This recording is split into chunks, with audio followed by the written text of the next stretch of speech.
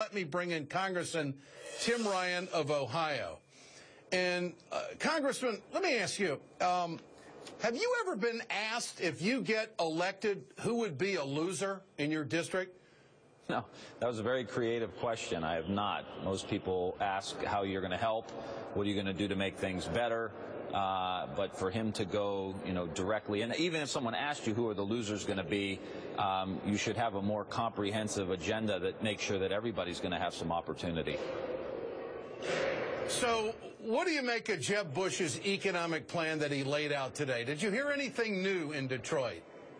No, it looked like a lot of general talking points, trying to make sure that he can communicate to the conservative base that he is not any other than an extreme conservative. And I think his record in many ways, although he's a nice fella, I think his record on voting rights, women's rights, labor rights, these kinds of things put him in the category of the Scott Walker. And I found it very interesting that he was taking pot shots in talking about economic freedom and incentives to work.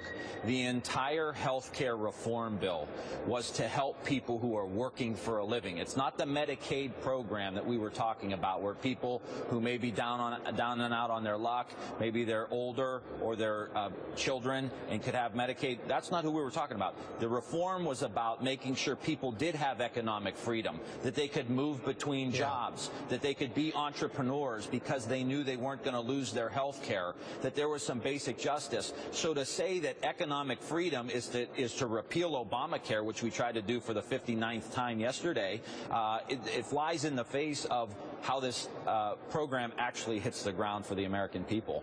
Yeah.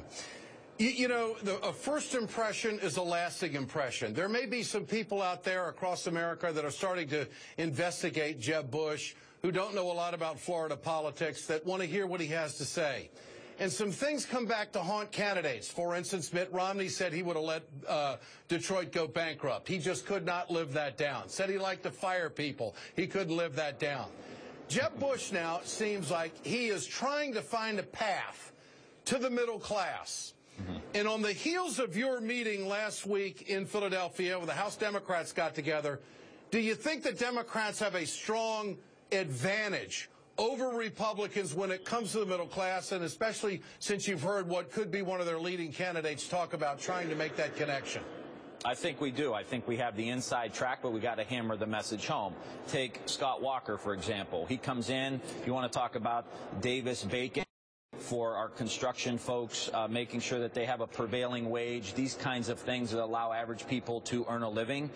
With a Republican House, a Republican Senate, and a Scott Walker or a Jeb Bush, those kind of things are going to get eliminated. You're talking about almost a national right-to-work law that could potentially pass in Congress and get signed by an extremely conservative president who's controlled by the Koch brothers. Yeah. And you look at the Democratic agenda, what the president talked about and what we're talking about. We know we need to deal with wages. They should sit down and help us. In the meantime, if you have affordable child care, which the president proposed to reduce the cost for average families in America to help them with child care, you reduce that cost. Universal care for community colleges, universal preschool. These kinds of things are going to put money in the pockets of average Americans. And Republicans are saying all of that's dead on arrival. Congressman Tim Ryan, good to have you with us tonight. Appreciate your time. Let me bring in Brad Woodhouse, president of American